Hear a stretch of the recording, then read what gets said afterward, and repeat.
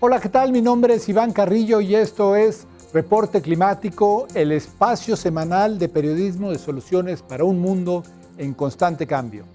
La crisis del clima suele ser vista como un problema con el que tendrán que lidiar las generaciones futuras, pero se trata de una idea falsa. El cambio climático ya nos está afectando a todos, golpea nuestros hogares, los cultivos de los que depende nuestra alimentación, la salud de nuestras familias y, por supuesto, nuestra economía. ¿Qué están haciendo los países latinoamericanos para adaptarse y mitigar dichos impactos? ¿Cuáles son las oportunidades y los puntos débiles de sus políticas públicas? Desde el Centro de Investigación y Promoción del Campesinado en Bolivia, hoy Stashek Cabezas nos ayuda a reflexionar al respecto. Él es economista ambiental y consultor para América Latina del think tank internacional Climate Focus. Pero antes de conocerlo, los invito a echar un vistazo a la actualidad climática en el mundo. Comenzamos. El cultivo del tomate, uno de los más importantes del mundo, está empezando a sufrir una gran crisis. La ola de calor de 2021 en Estados Unidos, por ejemplo, tuvo grandes consecuencias, ya que al final de la temporada, los productores de California entregaron alrededor de un 10% menos de la cosecha que se esperaba. Puede parecer una cifra pequeña, sin embargo, el tomate es el segundo producto de exportación más valioso de dicho estado, que, por sí solo, cultiva el 90% del fruto para conserva en el país. Los conserveros proporcionan la materia prima que se convierte en salsa de pizza, de pasta y ketchup. El descenso en la producción de tomates del año pasado los dejó en una situación difícil y la sequía continua de 2022 amenaza con agravar el problema.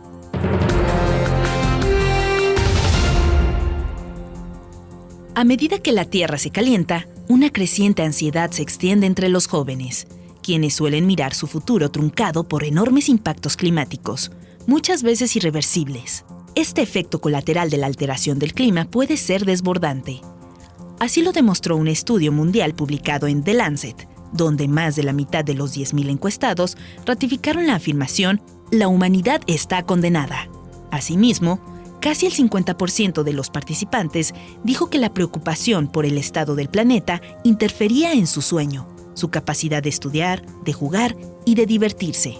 Pero hay una buena noticia en todo esto, pues las investigaciones indican que los jóvenes más preocupados son también los que más confían en que se puede hacer algo al respecto y están dispuestos a vivir de una forma más ecológica.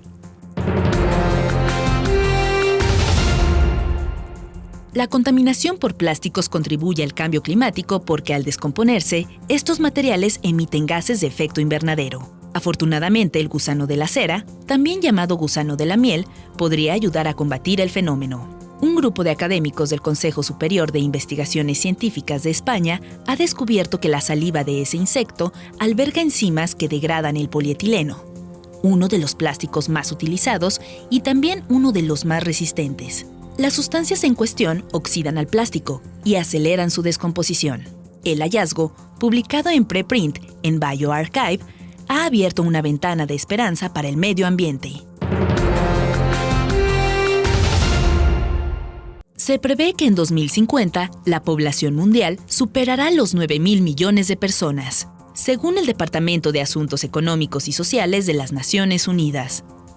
Por ello, es importante cambiar el actual modelo de producción y gestión de recursos que potencia el consumo a corto plazo y la reducción de la vida útil de los productos. El futuro pasa por apostar por otros modelos como la economía circular, que aboga por utilizar la mayor parte de materiales biodegradables posibles en la fabricación de bienes de consumo, para que estos puedan volver a la naturaleza sin causar daños medioambientales.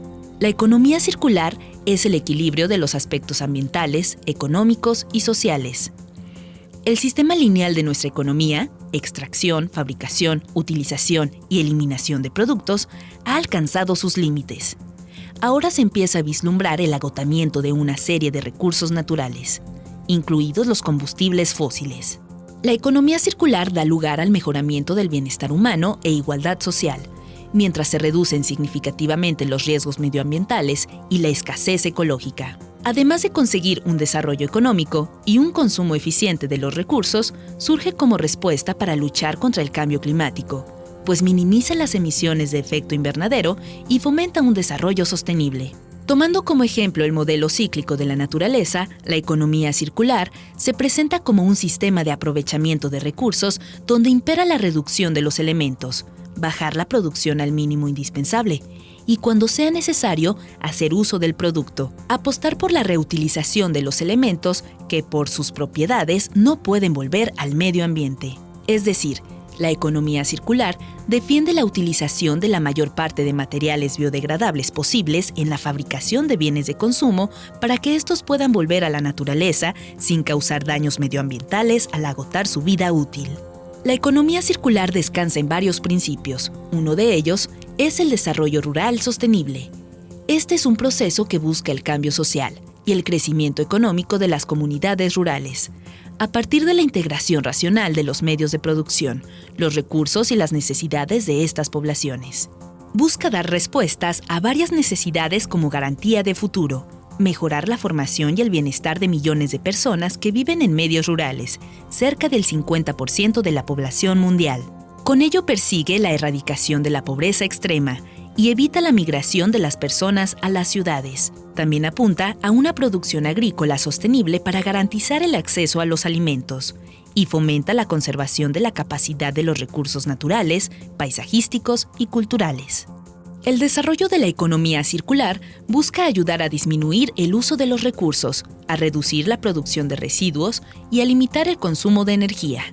En efecto, además de los beneficios ambientales, esta actividad emergente es creadora de riqueza y empleo, incluyendo las del ámbito de la economía social, en todo el conjunto del territorio, y su desarrollo debe permitir obtener una ventaja competitiva en el contexto de la globalización.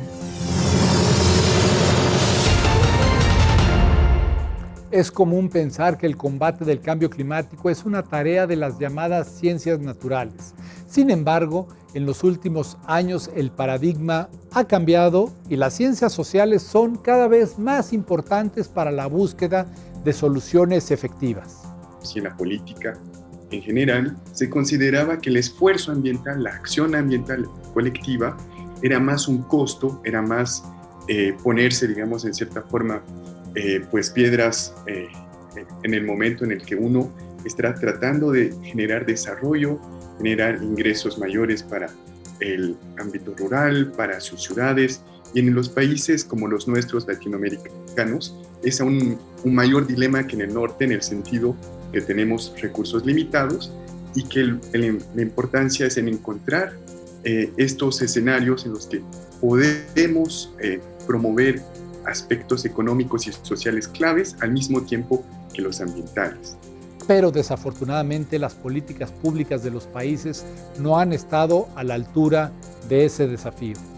Tenemos un problema que surge ahora, tenemos que atenderlo, un incendio, apagar, y no hacemos el esfuerzo de prevenir, que nos haría de cierta forma que los incendios cuesten menos caros de apagar, o cosas por ese estilo. Entonces estamos situados en este momento en el cual todavía no estamos haciendo los esfuerzos necesarios para largo plazo y estamos tratando de atender cada vez un nuevo problema de corto plazo. A este fenómeno se le ha denominado la miopía del corto plazo, un padecimiento que trasciende fronteras a nivel latinoamericano. Eso dicho, desgraciadamente, a lo largo de esta última década, por más que la evidencia está ahí y que, digamos, no hay ninguna duda sobre el camino que deberíamos estar tomando respecto a la transición energética o a diferentes aspectos de lo que implica para la economía, desgraciadamente la política y sobre todo la política pública no ha estado a la altura de ese desafío. Se trata, sin lugar a duda, de temas que tenemos en mente para el largo plazo. Y en cierta forma es un término un poco chistoso, pero es así que como se denomina, es la miopía del corto plazo. Un claro ejemplo de ello es la política energética en Bolivia. Stashek Cabezas nos cuenta más al respecto. En nuestro caso, por ejemplo, producimos el doble de energía de lo que necesita el país. Y sin embargo, la intención de esa política pública era de exportar esa energía a Brasil y a Argentina. Ahora se está planteando, como en el resto de la región amazónica, grandes hidroeléctricas, en el caso boliviano del Chapete y el Bala, que es una apuesta económica que esa energía que vamos a generar va a ser vendible a los países limítrofes. Sin embargo, ellos mismos ya nos han indicado que tienen poco interés y que de hecho la tecnología que propone este proyecto generaría electricidad mucho más cara que la energía solar generada en Perú y en Chile, que son países vecinos. Entonces, existe en realidad un discurso, unos acuerdos, pero la política pública en términos efectivos apoya realmente muy poco y a ciertos nichos. Este tipo de propuestas basadas en la inmediatez y pensadas a un nivel nacional a menudo caen en el error de ignorar el impacto que tendrán en términos locales. Y en el segundo nivel, cuando ya tienes el gobierno, en el caso mexicano de la gobernación o del municipio, y en otros aquí también tenemos las autonomías indígenas, es aún más evidente que las capacidades técnicas no están a esos subniveles. Y por otro lado, poblaciones locales que sí sufren de cambio climático muchas veces tienen dificultades a, identificar este elemento en el sentido de la prioridad que pueda generar. Y eso llama de nuevo a políticas públicas de corte populista, de corte, lo que es más urgente, lo que llama más a la gente, y no forzosamente lo que algunas veces es menos popular, pero que hay que llevar adelante para este tipo de casos.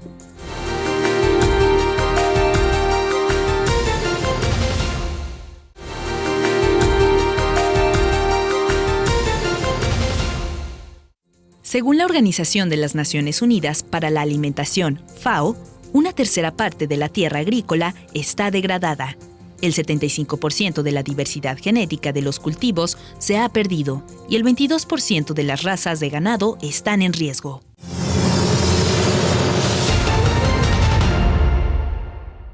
Otro defecto frecuente en las políticas ambientales de Latinoamérica es el de aferrarse al potencial de cierto proyecto sin que exista el camino para llevarlo a buen término.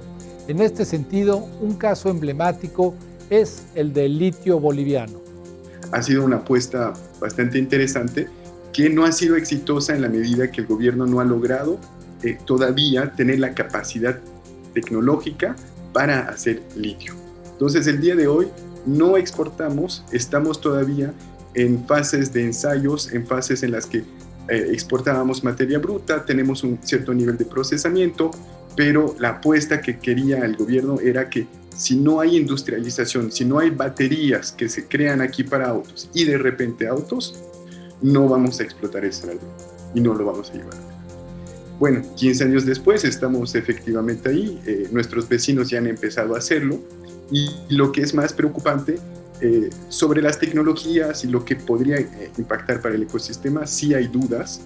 Desgraciadamente las evaluaciones de impacto ambiental y todos estos aspectos no son tan transparentes, entonces quedan ciertas dudas al respecto, pero lo que es más preocupante es que en la región, que seamos los tres países, Bolivia, Perú y Chile, no nos hemos puesto todavía de acuerdo como un oligopolio para poder entender cómo podemos conjuntamente sacarle el mejor provecho y no volvernos agentes de la presión del mercado y de las demandas que hagan que los precios fluctúen, que alguno se beneficie, que el otro no, y encontrar un acuerdo regional que permita a futuro asegurarnos de que no nos pase lo mismo que nos ha pasado con todos los minerales que han pasado en la historia andina y latinoamericana.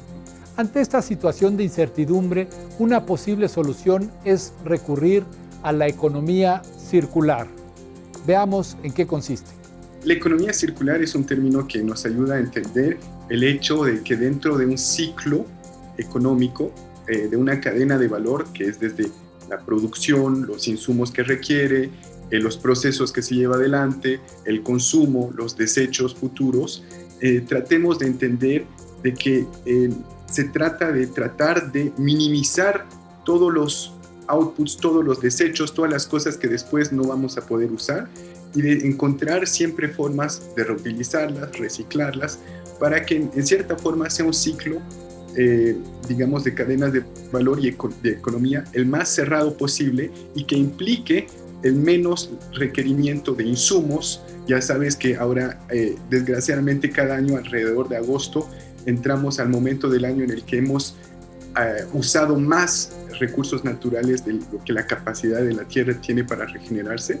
Entonces, esto viene justamente a conceptualmente tratar de romper con ese esquema, reducir los insumos y reducir pues los desechos que vienen a futuro, ¿no?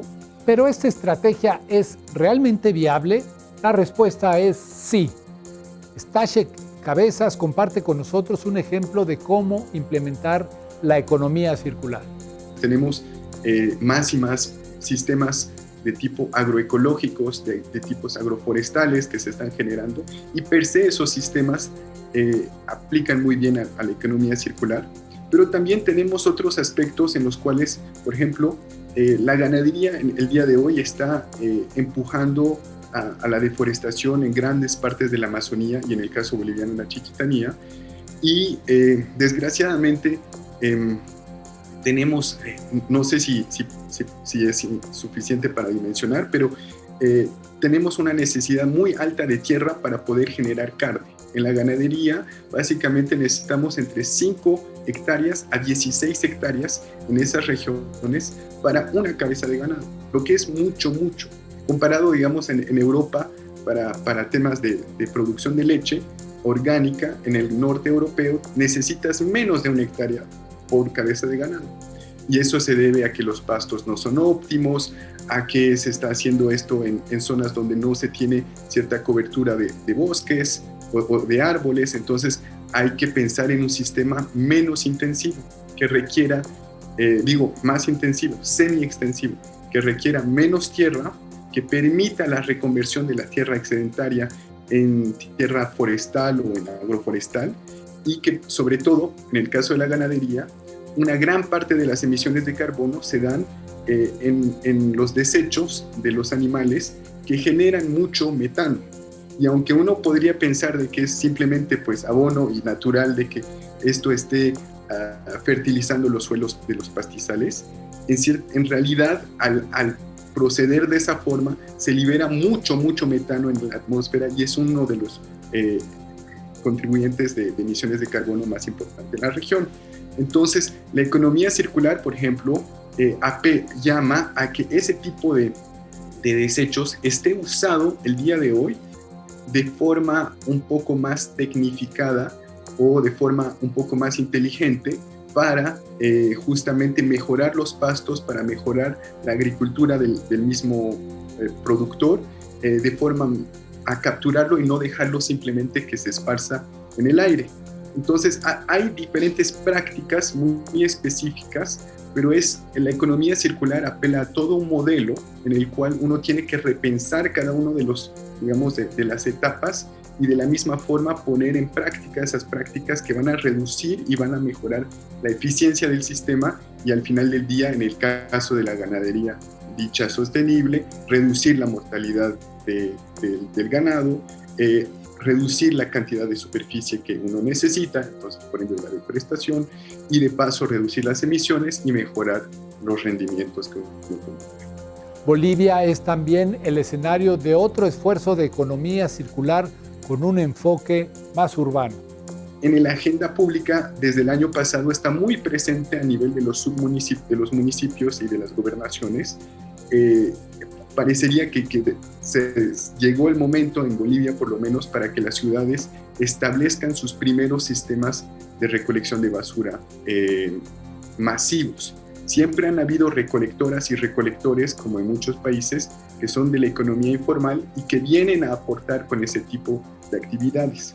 Pero desgraciadamente, en el caso boliviano, una recolectora en La Paz, por lo menos según encuestas del año pasado, ganaba entre 300 y 500 bolivianos al mes, lo que quiere decir entre 50 y 70 dólares mensuales, lo que es muy, muy poco para una vida digna y para incluso invertir y mejorar ese tipo de actividades. ¿Qué pasa? Muchas veces esas personas van a ciertos barrios, hacen todo el recorrido y encuentran una botellita aquí, una botellita allá. Entonces hay un grupo de jóvenes acá que se ha puesto las pilas y ha creado una aplicación de celular que permite al ciudadano de identificar cuando tiene un stock muy importante y de señalizarlo en una plataforma donde se encuentran recolectoras y recolectores. Y ellos ya pueden venir directamente a esta casa a recoger tanta cantidad que saben y pueden prepararse para tal efecto. Eso mejora y hace que de repente lo que no existía se ha vuelto en un sector pujante, en un sector que puede dar trabajos y muchos de manera digna. Y eso a mediano plazo, en la medida que aumente la cantidad de residuos que se está recolectando, va a crear nuevos también usos de esos productos y ese uso se va a masificar. Entonces, son todos estos puntos que hay que poner para que la economía circular funcione y no simplemente se trata de si lo pongo en esta basura o si alguien me lo va a recoger y que nadie va a querer comprárselo después o que no va a servir para algo después. Entonces, es un trabajo donde de repente no hay esta historia del huevo y la gallina, ¿quién empezó en primero? En este caso, de repente hay que ponerle fuerza, establecer la cadena y mantenerla hasta que tome vida de su propia forma. Este es un recordatorio de que la economía circular depende de la participación de todos los sectores sociales. En el caso boliviano, uno de los más importantes está conformado por los pueblos indígenas con quienes la política pública sigue en deuda. En el caso de Bolivia hay que entender, por cierto, ciertos matices que existen, ¿no? Tenemos una población indígena mayoritaria y tenemos también lo que se llaman pueblos indígenas, que son organizaciones sociales de cultura, de lengua, de organización y de territorio indígena, ¿no? Y ellos son, desgraciadamente, una minoría en el país. Estamos hablando de menos de 20% en el altiplano y en las zonas del trópico. Entonces, con ese apéndice mencionado, es muy interesante ver de que, desgraciadamente, las organizaciones indígenas todavía son las más relegadas y las más marginalizadas del apoyo estatal y privado que se les pueda proveer. En los años 2000 a 2010, la apuesta principal que se llevaba adelante era que ellas podían incursionar en la economía a través, sobre todo, de productos forestales no maderables, lo que quería decir extraer productos del bosque de forma sostenible, pero de nuevo no se quiso atacar la problemática de la comercialización. Entonces, en muchos casos, muchos productores, muchas iniciativas se lanzaron y no tuvieron el apoyo para la comercialización, para saber cómo establecer una cadena de valor, y entonces en muchos casos esos proyectos se cayeron al agua. Al mismo tiempo, en las mismas zonas, desde el 2010 hasta ahora, has tenido muchos incendios, y en esos casos mucho de ese bosque se ha quemado y se ha perdido esos proyectos.